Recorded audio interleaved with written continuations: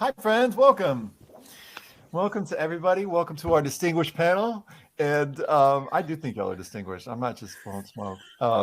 I'm so glad y'all are here. And welcome. Some of y'all are letting us know in the chat where you're logging in from. That's great. Say hey in the chat and let us know where you're at. That helps us know who we're talking to. And hi, panelists. Welcome. How y'all doing? Doing great. Good. Yeah. Very good. Good to see you. Yeah, Good to see everyone again. Thanks for coming back. Well, I love to just jump right in. So maybe what we could do is just do a round robin intro, 1 to 2 minutes, who you are, where your institution is, and what makes your institution different from the other two schools. And I'm going to tag, let's see, Gigi. I'm going to tag you to go first. Well, I will go first gladly. Hello, everybody. My name is Gigi McGuire.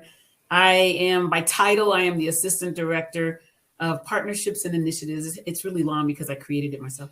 From the Office of Student Outreach and Recruitment, and I work at Cal State Northridge. So my campus is part of the CSU, or California State University campuses. That whole system is 23 campuses. And I see a lot of folks from California, so I'm sure they're aware of what that means. It's the state school system, one of the public school systems, UC and CSU. We're all family, But yes, I think mine is probably different from the others because one, we're in California, and then two, because we are part of a large system that kind of governs what we do. But also because you'll notice in the conversation, some of the admissions requirements are going to be different and the process is different. So I'll talk a little bit more about that as we go, but I'm happy to be here with my distinguished colleagues from the other coast, the other side of the other side of the world over there. Thanks, Gigi. Deanna, I'm going to tag you next. Great, thanks. Well, very happy to be here. Thanks for including me and the school that I represent is Smith College. My name is Deanna Dixon. I am Dean of Admission at Smith College. And one of the biggest things that distinguishes Smith from the other two schools represented here is that Smith is a women's college. And we are in Western Massachusetts in a great place called the Pioneer Valley. We are part of a 5-college consortium of schools. So we really have a great relationship with a sister school of ours, Mount Holyoke College, but also Amherst College, Hampshire College, and the University of Massachusetts at Amherst. Women's college. That's the biggest thing that distinguishes us. And I will say we're a women's college with an engineering department, I will say, because that even distinguishes us from among the women's colleges, and a school with an open curriculum, which also distinguishes us from other women's colleges. Thanks for including me. Awesome. Thanks for being here. Rick, your turn. All right. Well, pleasure and good to see everybody again. Rick Clark, I'm the AVP and Executive Director of Admission at Georgia Tech, or better known as Georgia Institute of Technology in Atlanta, Georgia. Maybe that's one thing that distinguishes us. We're not a college or a university. We're an institute. And so there's that. A lot of people, call MIT the Georgia Tech of Boston, So there's that institute connection there. Anyway, I tried that actually one time. I was in Boston with my wife, and there was a tour going by, and I just really couldn't help myself. And this tour's coming by, this kid's leading like 50 people around, and I leaned down to tie my shoe, and just as they're coming by, I look up at my wife, and I'm like, they call this the Georgia Tech of Boston.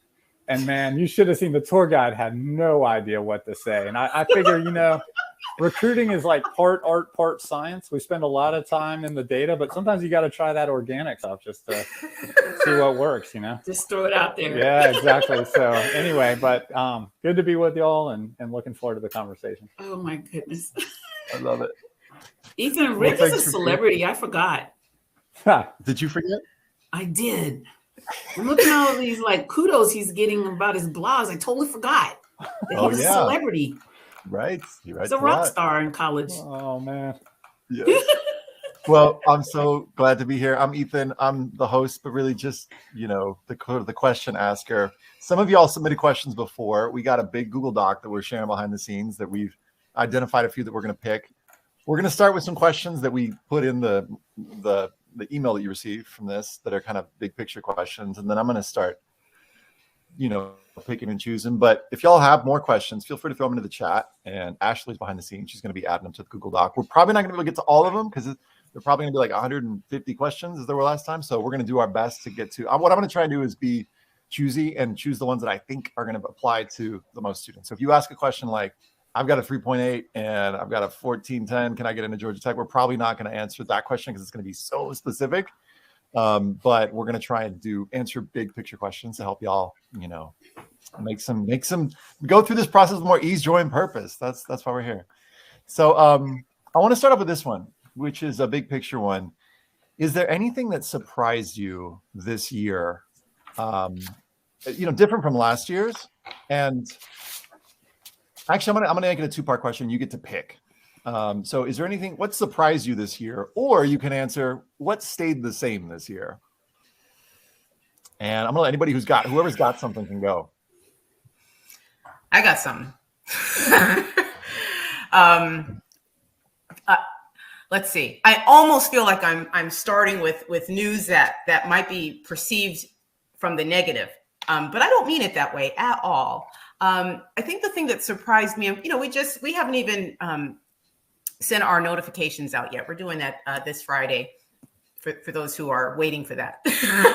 Or know people who are waiting for the Smith decision. What surprised me the most this year is I didn't anticipate the challenges that students would have returning to the classroom.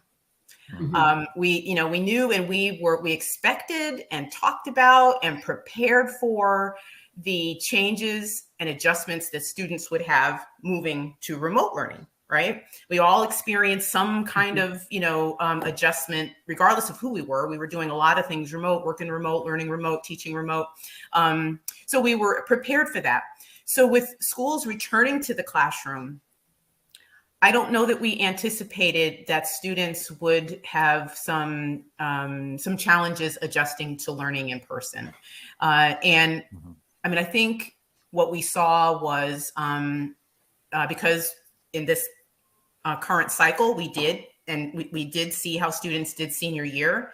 So it was just a moment of maybe a grade dip or challenge with going back to the classroom and then a bounce back. So it was just an adjustment I wasn't prepared for. So I know I started that by saying it was a negative thing because, grades dipped a little bit.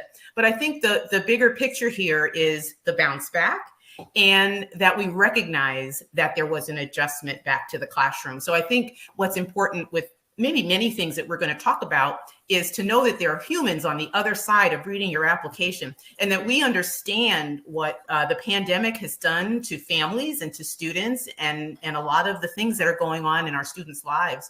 So even though it was a noticeable thing for some students, it's not to be perceived as a bad thing because we do understand what was going on in students' lives. Thank you. Yeah. I'll add to that. Yeah, go. Answer that question from a different perspective. I think I would take a step back and say that I was surprised at the process that we take to get information to students during when everyone was at home, everyone was remote learning. We had more of a captive audience, and we were able to get to students and provide that information, workshops, whatever the case was. But once the students went back to school, it was much harder to get to them. And so we saw less and less people show up at, sessions talking about the application or about our admissions requirements. I mean, literally like huge numbers less, when they were taking classes at home, the counselors would say, yes, the best time to schedule something would be, let's say 2:30 or 3 o'clock in the afternoon. Well, now students are back in school. You have to wait till 5 and 6, and it's like, and then you get 4 people showing up instead of 50, And so I think because of that, then they also had a lot of questions and made a lot of mistakes on the application, by the way, that we had to go back and help folks fix because they just weren't around to hear the tips and the instructions and let me show you a demonstration and let's talk about what your challenges might be, even to just simply apply, So, kudos to the counselors that were able to help the students, but because we couldn't get to them, not for lack of trying, we had so many sessions on the calendar and literally people just didn't show up. Or we, like I said, we would have 6 or 7 people on hand to answer all these questions, expecting these huge crowds. And, we actually got to 6 students today. We got to 10. Wow. And it's just, that was disheartening because we spent a lot of time trying to help students and they just weren't there. But after they applied, I think we had to prepare for lots of questions as to, why did I get this, or why didn't I get that information, or, why am I being denied? It's like, well, we changed our policy for, you didn't hear that, And so, lots of questions, having to really, interact with students individually to help them overcome a lot of that, But yeah, I would say that just our reception was really a surprise to me. And I'd agree with Deanna, the whole like struggle getting back, it's like, oh, okay, well, no problem. You have time. We're still going to take passing credit at that point, So it's like, okay, you'll be okay. But we could have told you this in November. Right. We're not getting to you until March because you finally reached out to us or whatever, But yeah, it was a very interesting year. Rick, can I give you the second part of the question, which is like, what stayed the same? Yeah, sure. No, I think what stayed the same, it manifested itself differently, but what stayed the same was just how, and I feel confident I can speak for my colleagues on the line here tonight and for admission people around the country, like still just blown away by what students are capable of doing and have done. I mean, it really, and honestly, with the kind of like FUBAR situation of what's happening in our world right now, whether it be, Russia and Ukraine, whether it be social issues in America, whether it be economic or health, or all the mess that we kind of see around us, it truly is humbling and honestly does give me hope reading applications. I mean, now granted, I sometimes wish for less of those in a day, but often, especially this time, because we're similar to Smith, we're going out with decisions on Friday. So I'm a little application overloaded right now. Good to see human faces here. But I will say, honestly, like just not only just the resilience of students, but like the ways that they've still found, like avenues to demonstrate like what they love doing, how innovative they are, just like their desire to learn, help other people around them. I mean, and it may have, like I said, taken different forms because the pandemic did sort of have an influence on student experience through high school. But nonetheless, like what we read through these applications, I think it's encouraging, honestly. I mean, kids had tough times. There's no doubt, right? There was some hard stuff to read too, but you also marvel at just their resilience, their flourishing in some ways, despite those challenges. And it does give you hope. I mean, honestly, I'm thankful oftentimes for just getting the chance to see what these young people are accomplishing. Can I jump in? Got it. Go. What Rick just said made me think of, something else that I think showed itself this past year. And I think the more introverted students had their chance to shine. I think the remote learning environment, the remote learning environment worked well for some, not well for others. But I think the more introverted student was able to find, a space that where they, I don't know, maybe didn't have some of the typical maybe distractions that happen in the classroom or in the school environment, that they were able to connect with the classroom material in a different way, or connect with their teachers in a different way. And I think that showed itself in our applications this year as well. I don't know if it even maybe gave a little bit more confidence to some students by having that shift outside of the classroom. So then they've kind of grown in a different way to return to the classroom in a different, better equipped maybe to come find their voice in a classroom experience. One thing that seems like shifted for some schools and not for others was testing.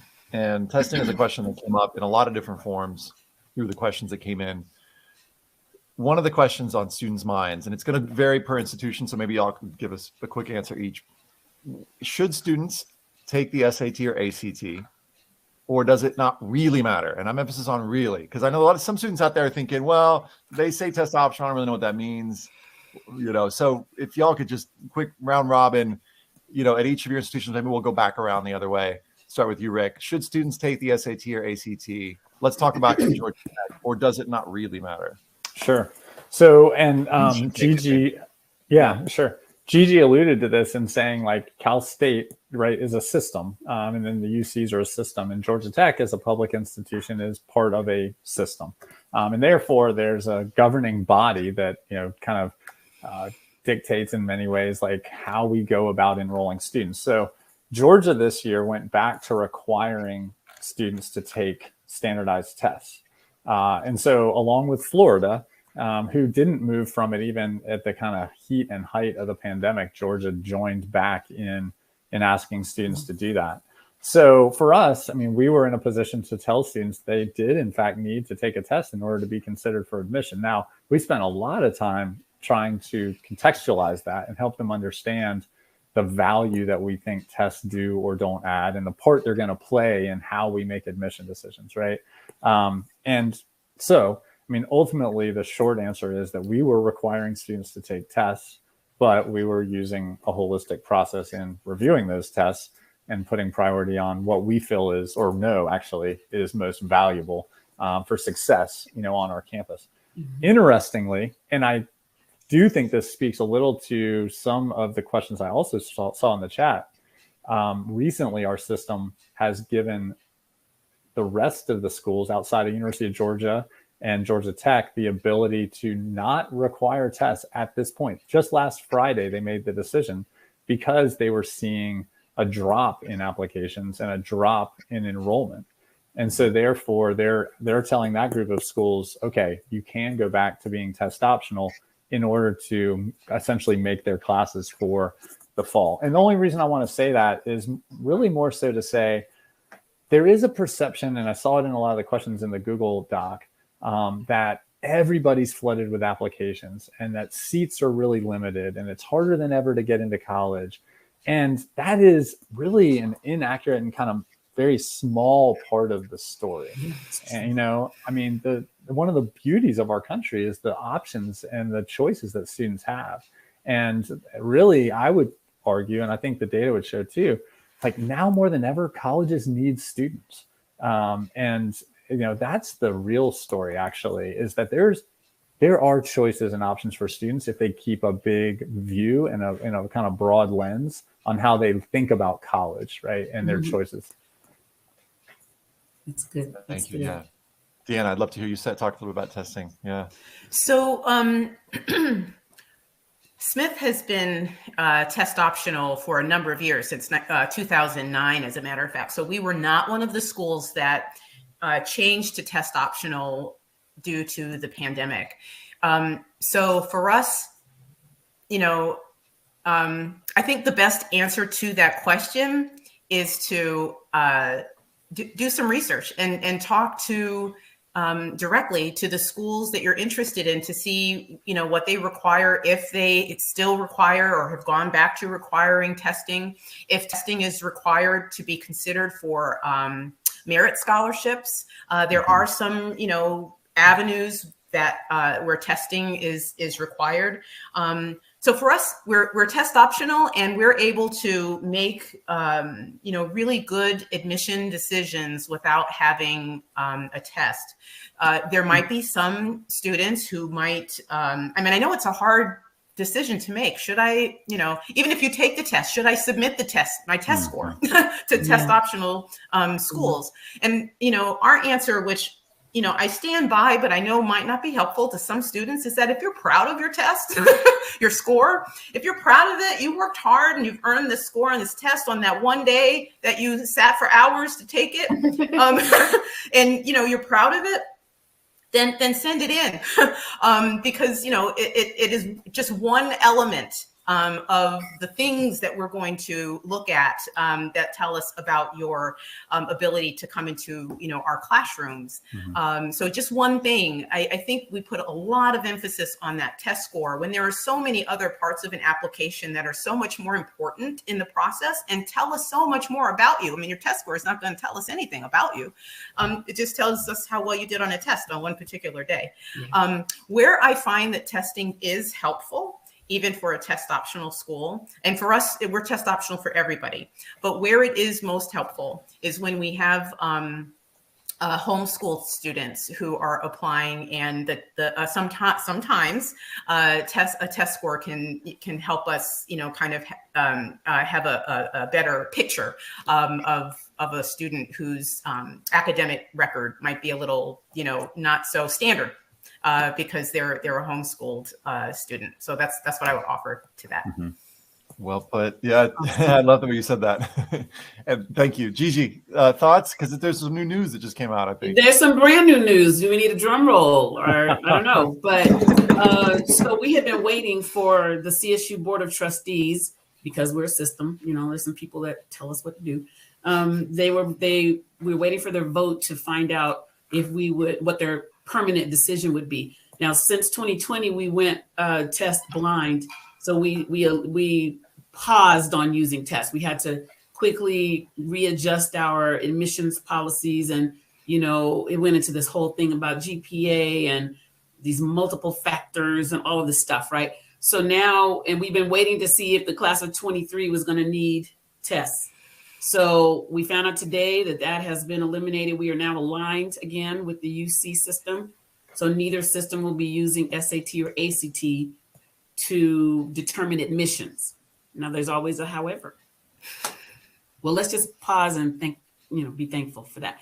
But the however is, for at least for us, for CSUs, if a student does turn in a test, like Deanna said, if they're proud of it, you want to turn in, we will not use it for admissions. We still aren't going to use it for admissions, but we could use it for things like placement into because we're big on the English and math class. The college level English, college level math is the first two classes you're going to get. That will help us to determine what your abilities are, what your capability, what class to put you in, what level of class to put you in. And then, like she mentioned, there's scholarships and things that might ask for it. That has nothing to do with your admissions. All that happens after you're admitted, when you're getting your advisement for what classes to take. Oh, you have this SAT score. Well, that could supersede your grade to get you into, this math class or whatever. Maybe you need a calculus, and, we also do a math GPA. So that kind of, anybody going into STEM, we look specifically at just math, So there's a lot of other things that help you to get into the major that you want to go into. Test scores made us have this long old, formula.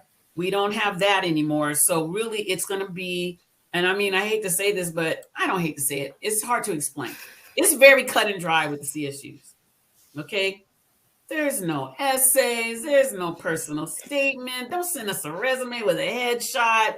We don't need class rankings, all of that. It goes in there's really a trash for all that. But if you students just need to fill out the application, select a major. It might be at an impacted campus or an impacted major. That's where GPA has to be way higher to get in, period. It's going to be GPA, and whatever this campus says, okay, well, if you don't quite have that GPA, we'll consider this, that, or the other to give you points towards that or whatever. But we are not going to use test scores. So if you take it for us, we aren't going to use it for admissions. Now, would I say as a professional that you should not take it? I might ask a few questions before answering that, because I don't believe in pressuring the student for unnecessary things either. If you're applying to schools that don't want it, then don't take it. If you are applying to a mix of schools, then it might be some, nice to have that in your back pocket to say, hey, by the way, I also took this test. AP exams, for sure. We use those, but again, not for admissions. Right. This is all afterwards. So I hope that answers. I hope that helps. That's great. But Totally answers it. brand new. I know everyone was worried about class of 23. So now you can tell your juniors, your sophomores, you don't need it for CSUs. Okay. Great. Super clear. Deanna, this one's coming for you. This is I see a whole lot of comments going on. I know. I'm trying not to get overwhelmed by it. Here's a question that came in from Medina. Do students who took a gap year have disadvantages to those who didn't? So I think I'll say a couple things. One is I think because of the pandemic, the gap year option for students, we have seen some of that with students who have chosen to take a gap year just because of uncertainty, right? So generally speaking, I think what's important to know about a gap year is that it's important to tell the admission office how you are spending that time. So if you're spending that time in a significant and useful way, which may include, and I'm going to speak for Smith because different institutions have different ways of thinking about a gap year. But if you're spending that time working or doing some service work or something to just where you are engaged in a community of some sorts, it could be work community, service community. You could travel. Things like that over your when it's safe, of course, during the gap year. So when you are actually either applying ahead of time before taking a gap year and you're kind of asking to be approved to defer your enrollment, or you are applying after taking a gap year, for us it would not put you at any disadvantage because we're still going to see your academic record for what you have achieved through your senior year. So we're going to base our admission evaluation on that, but it is important to kind of show what you've been doing with the year that you've taken off because we want to know that you are going to come to our community and contribute in certain ways. So we wouldn't want to think that you have kind of idly spent your year. We want to see that you have actively engaged your mind over that gap year period. Mm-hmm. Yep. One thing I think that is in the back of students' minds is, first I'll talk about testing. Well, if I don't test and they think they don't see a test score, they're going to think bad things about me.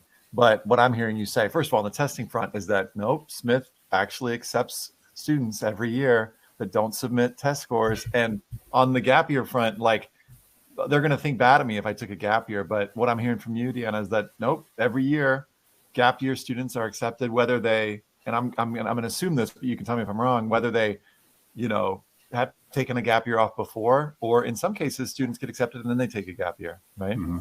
Yes, that's true. And we do actively look for that information of what you've done in that time period. So, I mean, that's even the conversation. If we're, talking about an applicant who has taken a gap year, the question is, well, what did they do? So that is something that we are very, very interested in knowing.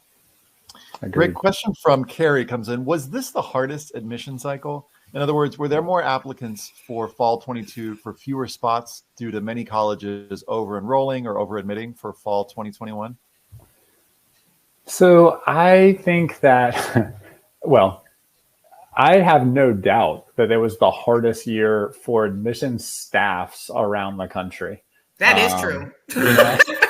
I mean, it's so challenging. I mean, on so many levels, right? So I know that wasn't the question exactly, but when I think about was it the hardest year, I'm thinking about our staffs and just the toll that it's taken, in terms of all the things, the volume to an extent, but also just the constraints. I think this is kind of goes back to what we were talking about earlier, where yes, a small group of schools who get a lot of press might have either constrained their class because they over-enrolled or received, kind of eye-popping numbers of additional applications. Yes, that occurred.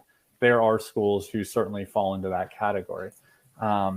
Because it's just not sexy to write about schools that are like, hey, get a 3.6 and come on in. I mean, right? I mean, how often are people calling Gigi up and saying, so let's talk about that GPA, you jumped the hurdle and you're in thing, not often, right? Because it's just so clear.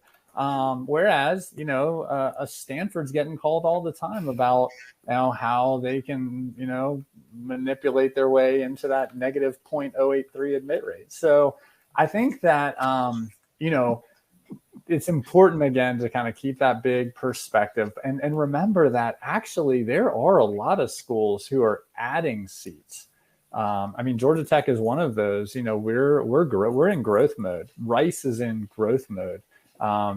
Here in our state and in a lot of other states around the country, whether it was because of the pandemic or because of other factors, there's actually more seats, not less. I think we're all trying to figure out, especially those of us who have largely enrolled international students, what's the yield going to be on international students? And for us, I can say, there's more spots for domestic students than ever before. We've actually curtailed a little of that international side of the enrollment for a variety of reasons. So I think that, yes, there again is a small slice that falls into that harder than ever mode where you're seeing admit rates drop and applications go up. But I also think that without a doubt, there's many schools that are going to have higher admit rates, even if their class didn't grow. And in a lot of cases, their class is growing, and therefore they're definitely admitting far more. We will be admitting more students this year than we ever have before, by a couple hundred. And in talking to colleagues, we're certainly not an anomaly in that. By the way, if anybody's wondering how a college has a negative admit rate, it's because Stanford's policy of going out on the streets and just rejecting people who didn't even apply. Yeah. Kids I didn't even apply, man. You still can't come. You don't even come to Palo Alto. Don't even come to the city, man. Well, I want to click on something that you said. What I hear from what I would imagine some students say is like, yeah, but I gotta go to X school, I gotta go to Y school, and they don't even want to consider schools they've never heard of. What do you say to those students? How do you get a student to convince? Let's say you're a parent or a counselor. How do you get a student to start to consider schools that they may not have heard of? Right. I can go real quick. If kids think about some of the brands, right, that they most like, right, just some of the things they wear, some of the things they buy, some of the things that they find like just interesting, go look at where like the CEO or the CFO or some of the like top leadership of those companies are from. Inevitably, you're going to very quickly find schools you've never heard of. If you go and find talk to people in your neighborhood, talk to people in your city. Look at, some of the leaders in your city government, look at some of the athletes that you're, interested in. I just think if people actually stop to kind of look a little bit beyond or ask some questions, they're going to find schools they've absolutely never heard of. And then that's going to kind of give them an Amazon experience to say, well, hey, if you like this school, these are some other ones that you should add to your list. You might like. Yeah. That's the one thing. Yeah. The one, I can't remember when this dawned on me, but it was a while ago, and it was related to this very question.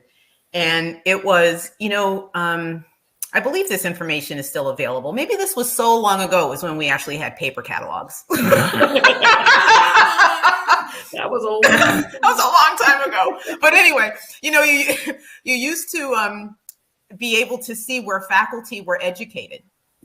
And if you look at the schools that, you're looking at brand or whatever, or the school that you're dying to go to, you want to get in, where were the people who are actually teaching you in the classroom probably were educated at some of these schools that you may not have heard of.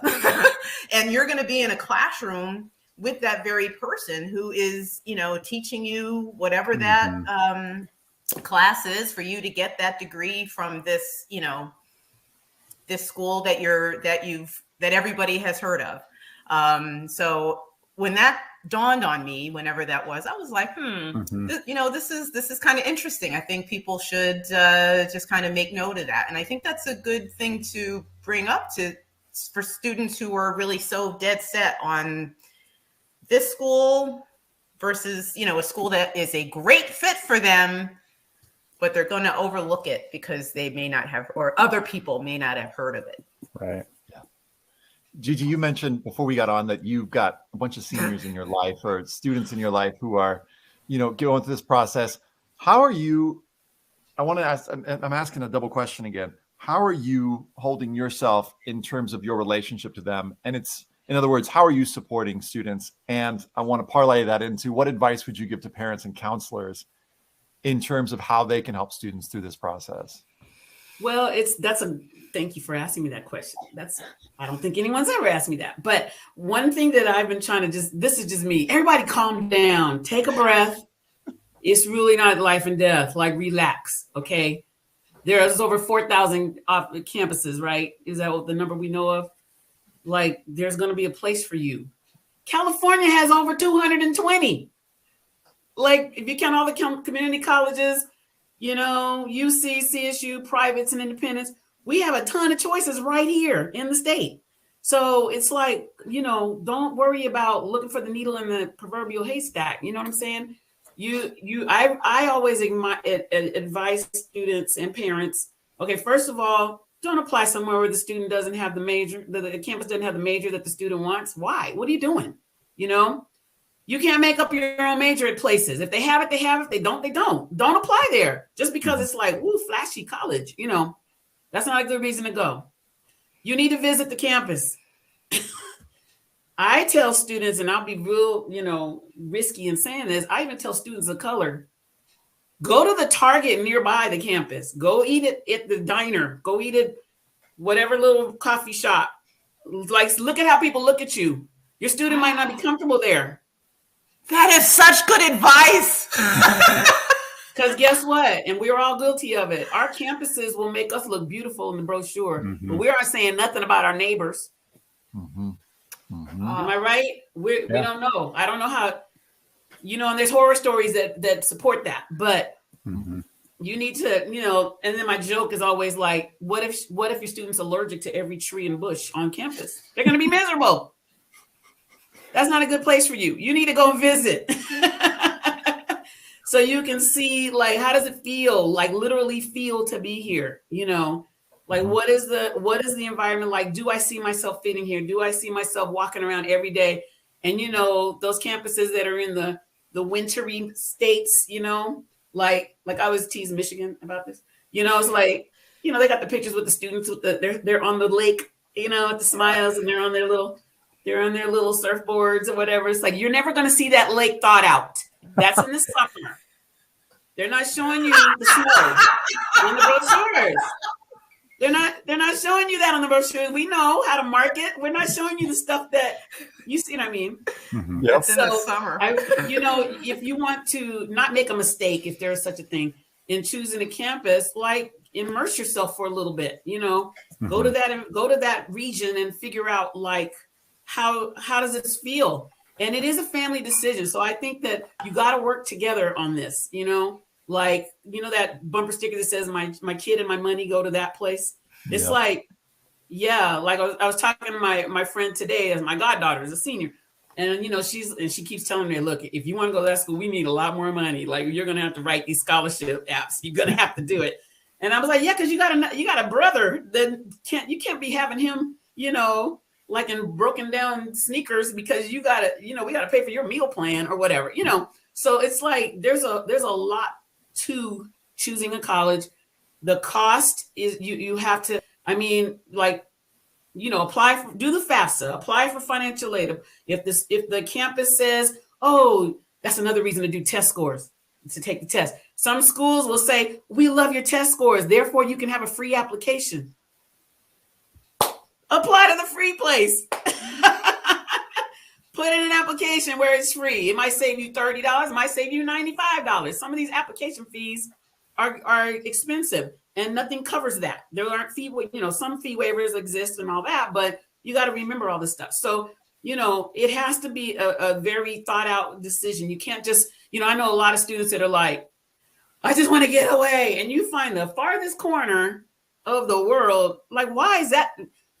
You don't have to go away. Is 5 hours. You think your parents are really going to show up on your doorstep? They're not trying to come and visit you. Like, they're trying to get you out the house. Honestly, right. a way is a way. My daughter is only, 20 something miles away from me. I'll go visit her. If she wants to come home, come on home. We'll come and pick you up if you want. I'll drop you off. No big deal. But I'm not showing up in class. My daughter's an hour away. I visited her once. Just come down. Like, what are we doing, right? All you need to know, figure out where the major is. Figure out where you feel like you fit. Where you see your people. You know what I'm saying? Yeah. Where do you feel like I can thrive in this environment? Go there. Even if it's not the sparkly, shiny school. It might be sparkly, shiny for your resume, for your, future. You might need to figure out what you want, I guess. I don't know. You have to try it on though, like a good pair of shoes. You got to try it on first. And then you can make some really, well-informed decisions about where to go. And so that's what I've been telling my folks. Just like, everybody calm down. And did you know this? Have you checked out that? Ask these questions. See if they have answers. Because that tells you if the school is going to take care of you too when you're there. Mm-hmm. That's true. Here's my secret question. You ready? You're at a college fair or something like that. This is a secret question. And I challenge my colleagues to know how to answer this. So if you come to a table or whatever version of college fair, ask the representative, so what support services do you have for students like me? Mm-hmm. That could mean 10 million things, honestly. Like they might be looking at, okay, let's see, she's African-American female. Let's see, she might be, they don't know if I have a disability by looking at me. They don't know if I'm how I identify, gay, straight, if I'm a veteran. Like you need to ask some more questions. Right. Don't let them assume about you either. So, but if you say like me, a good rep, like I think I am, I will tell you everything. I'll tell you everything. And if you have if you want to be a part of a religious club, or if you want to be a part of a volunteer, I'm going to tell you everything. I won't just assume what I'm looking at, but a good rep will know, oh, let me just tell them everything. Otherwise, that kind of gives you a hint at how are they taking care. Like, you know what I'm saying?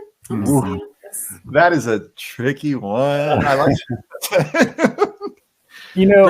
I just wanted to, did you have a question? No, I was just going to say you wrote a whole book on this. So like, what do you, thoughts? No, I mean, just one thing. I mean, I remember this from last time too. I think I took more notes than I added to the conversation. So I apologize. I'm doing that again today.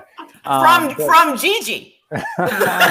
I had I've got three of these are my notes. Oh my goodness. But anyway, one thing that she said I did write down, with the pandemic, I feel like, and again, in looking through a lot of the Google Doc there earlier, we see and infer, I guess, sometimes a little of the consternation or a little bit of the anxiety, right? And you're not crazy for feeling that, right? Those are real feelings, and that's legit. I get it, but I do think through the pandemic we've focused a lot. All of us as humans have focused a lot on some of the things that haven't gone right, and some of the things that do stress us out, and some of the fears maybe that we have, right? And so all of that is legit, but there's always the other side, and I do think sometimes we also have to look at like what are the hopes that we have, and also what are some of the good things that are going on. And when she was mentioning this idea that we admission people in our universities, like we'll market the heck out of stuff, right? We'll Photoshop stuff, man. We'll make things look real pretty. But one thing I will say the pandemic has done, it's accelerated the very organic content that's online about all of our universities. So as she was speaking a little bit about like really understanding culture, really understanding like the real vibe of a place, one of the best things I think that students can do so much easier than ever before, outside of if you're physically there, right, doing some of those litmus tests that she mentioned, is like looking at some of these social media accounts of our current student groups. That's a great point. Yes. Because they don't know you're there, man. And they're they're talking to each other. And they're being raw and honest and authentic and transparent. Yes. I mean, the veneer goes off pretty fast, right? They're going to complain about stuff, but they're also going to talk about what they're really doing. And I think that students, when I talk to students about social media, they're paranoid that we're looking. And I'm proud to say I'm never looking at the friggin' social media of a 17-year-old, man. And I say that with a lot of pride. I've got believe me, much better things to do than that. And it'd be I'll quit the day I start doing that. But but they should be using social media for good.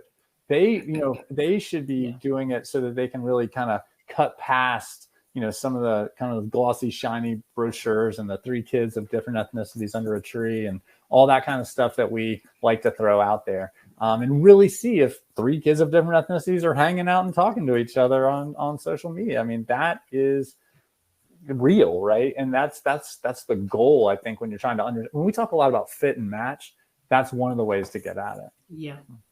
Mm-hmm. One of the things, maybe we talked about this last time we all chatted. I'm going to give this one to you, Deanna, that, one of the things students can do in this process is focus on some of the things that they can control, right? So what are some of those things? Let's get real specific with our answer. So we're in March, and I don't want you to have to answer for every grade, but let's talk to, students who are juniors at the end of their year, and they're getting ready to, the summer is ahead coming up. What are some practical things that, let's just talk to like rising seniors can be thinking about and can be doing and focusing on to sort of prepare themselves for the college application process? Yeah.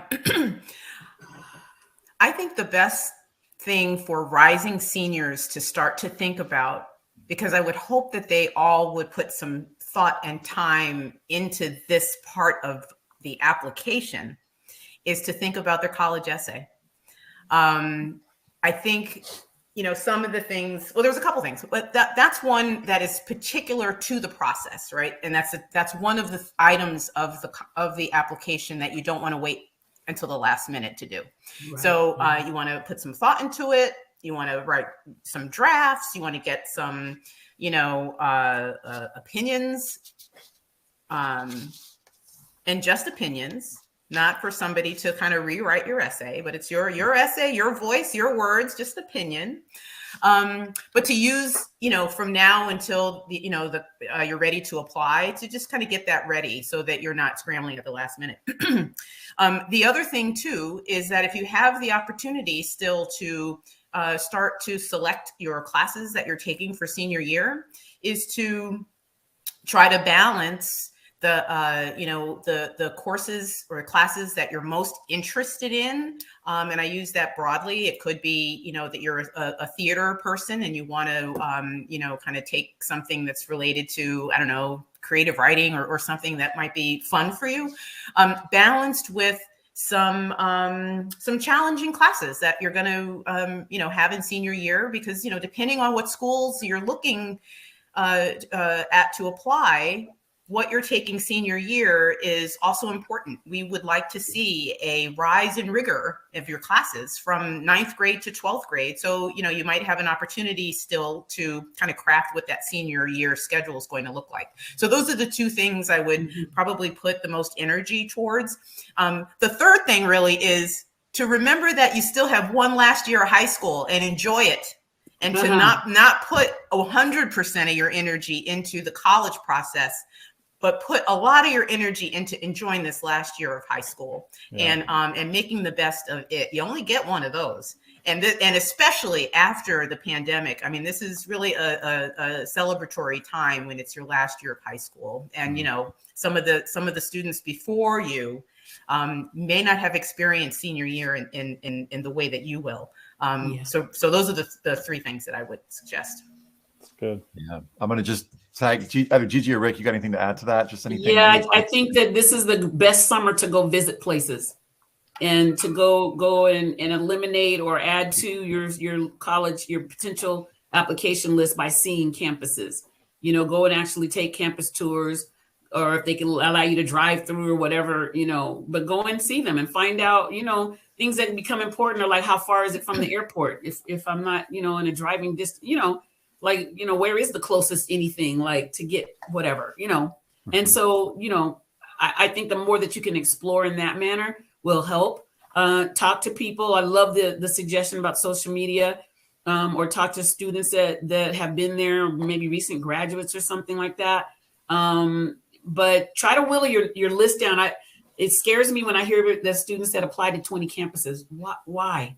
Like, bring it down. Like, 20 campuses is a lot, and it's a lot to pay for, but you should be able to there's so much information online, and there's so much that you can find out about the school. or about the major, or about what the alumni are doing and that sort of thing to find out if it's the right fit for you. So I would do that kind of research. That's what I would suggest for the junior year. But I do like Deanna's suggestion about the essay. Our campus doesn't ask for that, but I'm always helping people with, and I help my daughter because I went through all that, right? But just put some paragraphs on a page. You can always reorder them later. Yeah. Just some thoughts. Throw it on there. They taught you that in AP Lit, AP Comp. Throw some thoughts on a page and have them ready. And then when you go to write your letter, pull the stuff out that, makes sense for this particular question or whatever. But don't get caught at the last minute trying to come up with, stuff to say about yourself. You're not going to remember all the wonderful things you've done. And you want to make sure that you've captured all of that as much as you can. Mm-hmm. Mine would be, I think if at all possible, just to kind of remove yourself a little bit. And instead of worrying so much about where, just change the question up and say, why? Why do I even want to go to college? I think too few students really answer that question, but it's so helpful because it helps at any stage, right? If you're a prospective student and all this stuff is coming to you in the mail or email, and first of all, sorry for all of that, but please recycle. That's another word. If you forget nothing else, just remember to recycle. Why do you want to go? Like, write that down, voice record it, like use that, because when this stuff's coming to you in the mail, it is helpful to say, I don't care what it's ranked. I don't care that my mom went there. I don't care that it looks pretty on the brochure. Like, it doesn't match up with why I want to go, right? And then ultimately, I think, seniors right now who are so stressed, as many of the people that put stuff in the Google Doc earlier were, now what they're stressed about is not that they couldn't get in. They've got choices and options, right? They're trying to figure out where to go, right? So listen to these seniors, because now they're all worried about, oh my gosh, I got into 4 places, right? And we get to see the cycle repeat itself all the time. So we know how it's going to play out. We've seen this movie before, right? So here they're sitting with 3 or 4 choices. Well, how do I make that decision? Come back to your why. Which one matches up? Which one best aligns with that? Which one's going to help you live that out? And then lastly, I've come to realize, like, every kid, man, I don't care what color you are, where you come from, how much money you have, what you're majoring in, what campus you're on, there's going to be that like dark night of the soul in like November where you're like, what was I thinking? Why did I pick this place? Like, my gosh, looking on Instagram, everybody's living their best life. Everybody's happy. What's wrong with me? Why did I come here?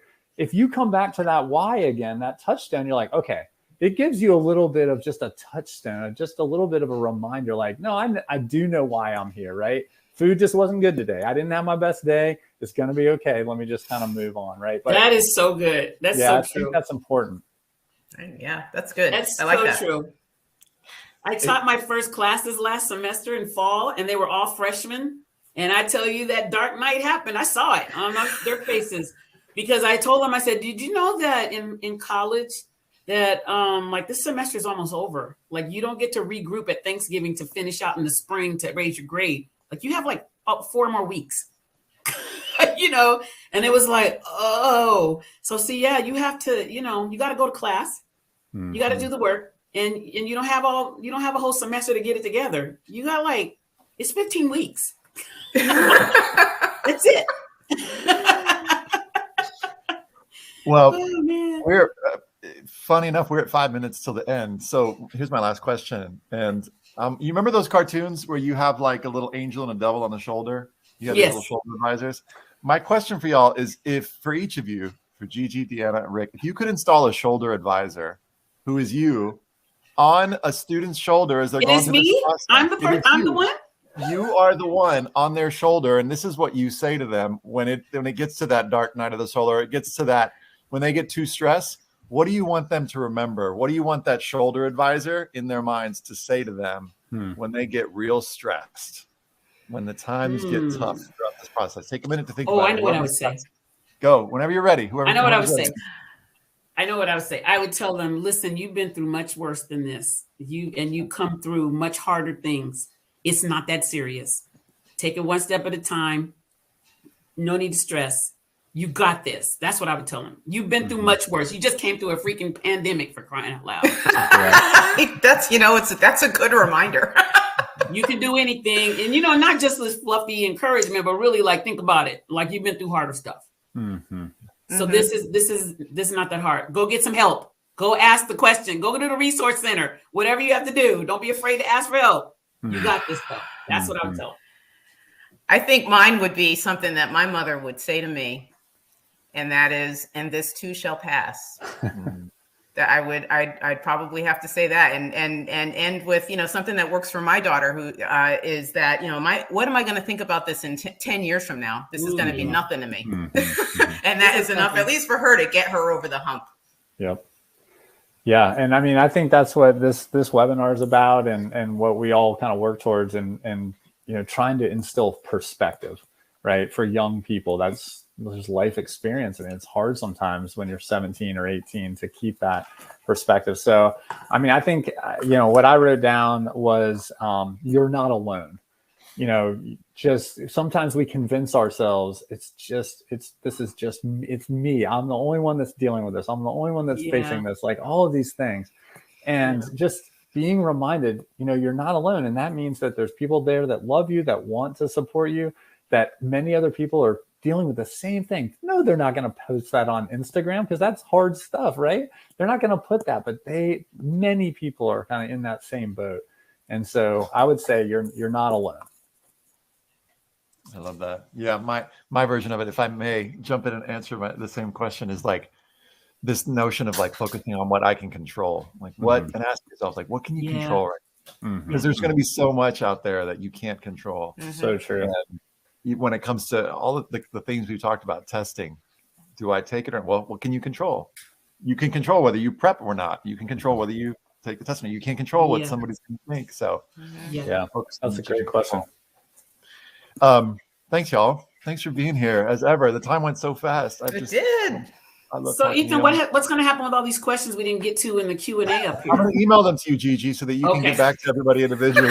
Right. Yeah, I can answer some of them, but I just don't have time to type them. Just put her text. Just put her cell number in the. Just like everybody call me. No, I don't know. I'm gonna send Gigi's cell number, and they can just text. Listen, Rick is the expert. Give it to him. No, y'all are. I'm writing down all the notes. No, here's what we're gonna do. I mean, that's a great question. There are a couple different things that we're going to do throughout the year. So just so everybody knows, if this is your first webinar, welcome at college, or first webinar at college essay guy, welcome. We're going to have webinars throughout the year. I mean, I'd love to have y'all back sooner than a year from now. So I'm going to probably email you and say, when can we do this again? But in terms of the questions, a lot of the questions that folks are answering, we're going to send out a resource page that's like the application hub that answers a lot of these questions. And there's so much on there around financial aid, which we didn't even talk about. There's so much on there around, how do you get to brainstorming? How do you figure out where you're applying to? We've got a, pay what you can course coming up in a couple weeks on that. So a lot of this stuff, put one foot in front of the other, and we'll get to your questions. So we're here. So now you have that Google Doc that we had beforehand, and then you have all the Q&A from this conversation. So that's what I was like, oh. I also thought it'd be fun at some point to do, what if we did a Guinness Book of World Records attempt of answering the most college admission questions in 1 hour? And because I don't think that's ever been attempted. And we just we just had our list like this, and we just went super fast. Let me know. I'll get some espresso before that, and we'll right. Yeah, you can just talk fast and type fast. Maybe we could do that, because I know we only got to a tiny percentage of them. But maybe that's what I'll email you and say, hey, you want to set a Guinness Book of World Records? Let's set a record. Let's do it. They all have great questions, though. Yeah, these are great questions. I'm sorry we didn't get to everybody's questions, but thanks for being here, and we'll see y'all soon. All right. Thank you. Bye, everybody. Bye-bye.